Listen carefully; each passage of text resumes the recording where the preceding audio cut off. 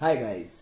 सो आज हम अपना नेक्स्ट इलेक्ट्रोस्टैटिक्स का लेक्चर स्टार्ट कर रहे हैं। बेसिकली 3 लेक्चर अपन ने ऑलरेडी कर लिए थे, पर जो थर्ड लेक्चर है वो थोड़ा सा आगे का पार्ट है, तो उसके बीच में जो पोर्शन रह गया अपन वो कवर करने जा रहे हैं आज। तो इसके पहले अपन ने बात करी थी किसकी, चार्ज की, कि चार्ज क्या होता है, और उसके साथ साथ हमने बात करी है कूलम्स लॉ की। वो दो चीज़ें हमने पहले जान ली हैं। अब हम कुछ इंपॉर्टेंट फैक्ट्स के बारे में जानते हैं। तो जैसे सामने लिखा हुआ है, पहला fact, charge is a scalar quantity. It represents excess और डेफिशिएंसी ऑफ इलेक्ट्रॉन्स।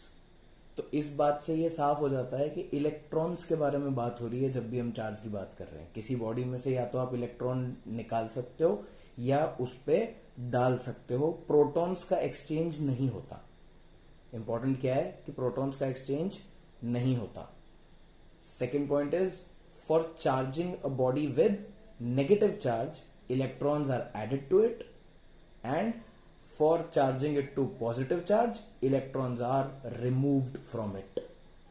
तो एक बॉडी पे इलेक्ट्रॉन्स दोगे तो वो नेगेटिवली चार्ज हो जाएगी, और उसमें से इलेक्ट्रॉन निकाल लोगे तो वो पॉजिटिवली चार्ज हो जाएगी।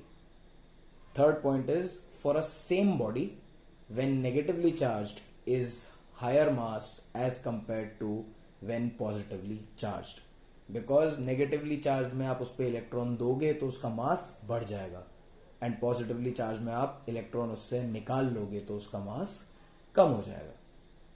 फिर हमने पढ़ा था मेथड्स ऑफ चार्जिंग। सिर्फ हमने उसमें नाम पढ़े थे, फ्रिक्शन, कंडक्शन एंड इंडक्शन।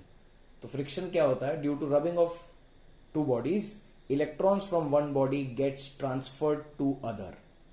ऐसे हमने करके भी देखा है, बचपन में किया है। एक कोम्ब को लिया और बालों में घुमाया, और उसके बाद उस कोम्ब को अगर आप बालों के ऊपर लेके जाओगे तो वो चार्ज हो जाएगा, बाल ऊपर की तरफ खड़े होने लगेंगे। या फिर अगर आप उस पर पेपर पीस ले लो और पेपर पीस को आप छोटे छोटे टुकड़े कर लो और एक स्केल को आप रगड़ लो अपने हाथ से या बालों से, तो स्केल के साथ भी ऐसे हो जाता है।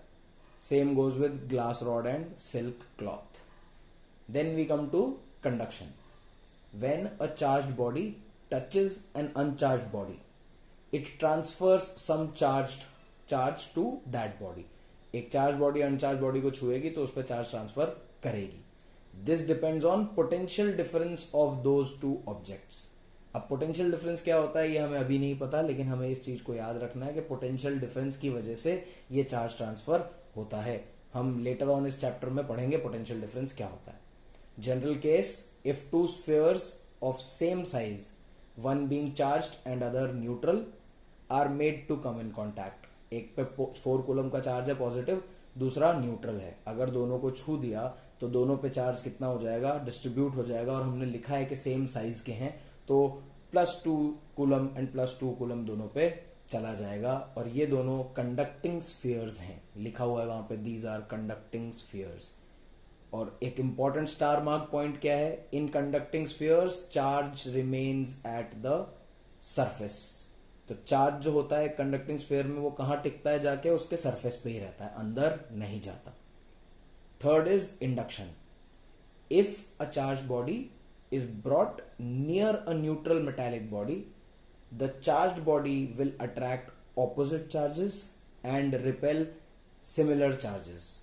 तो एक देखो, एक रॉड है जिसमें पॉजिटिव चार्ज है, एक बॉडी स्फीयर के पास में मैं लेके आया, तो जिधर पॉजिटिव है उस तरफ कौन सा आ जाएगा? स्फीयर में नेगेटिव चार्ज इकट्ठा हो जाएगा, क्योंकि वो उसको अट्रैक्ट कर रहा है, और जो पॉजिटिव चार्ज है उसको रिपेल कर रहा है, तो वो दूसरी साइड चला जाएगा। सेकेंड स्टेप में हमने क्या किया? उस तरफ जिस तरफ पॉजिटिव चार्ज था हमने उस स्फीयर को उस तरफ से अर्थ कर दिया।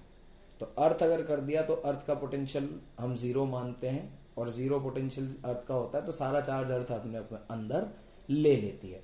तो उसने अर्थ ने उस तरफ से पॉजिटिव चार्ज अपने अंदर ले लिया। फिर हमने वो अर्थिंग रिमूव कर दी।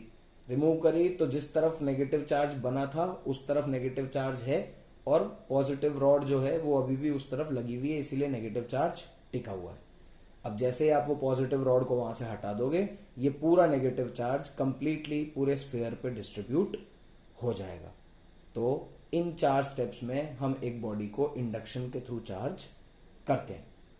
नेक्स्ट लेक्चर में हम बात करेंगे कि जो हमने अब तक कूलम्स लॉ पढ़ा है कूलम्स लॉ में क्या क्या चीज़ें हैं जो हमने अभी तक जिन पे ज़्यादा गौर नहीं किया, कुछ इंपॉर्टेंट बातें कूलम्स लॉ की।